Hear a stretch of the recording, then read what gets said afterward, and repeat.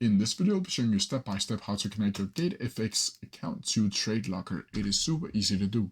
So the first thing you need to do is open up your favorite browser and then go inside of GatesFX.com. I'll also put a link to it down in the description. From here, you'll need to open an account or sign into your account if you already have an account. And from here, you'll need to go into Tradelocker.com and download and install Tradelocker inside of your PC, iPhone, or Android device. From here, you'll need to go over to GatesFX again and go over to Account and then Account Overview. From here, you will see a list of all of your already existing accounts with live accounts and demo accounts. And then from here, you'll need to choose the Tradelocker account that you want to connect. Then click View. Then from here, you'll get all of your credentials. And the only thing you really need to know is the server right here and just copy it like so.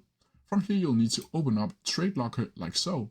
And from here, you'll need to enter your email that you're used to create the GatesFX account with and add your password. And that is the same password that you used to create the account with. From here, you'll need to enter the server and then click login. From here, it should log in, but I don't really know why it's not doing so right now, but that's how you do it. If you have any questions about it, please leave them down in the comment section below. I'll try my best to answer them as quickly as possible.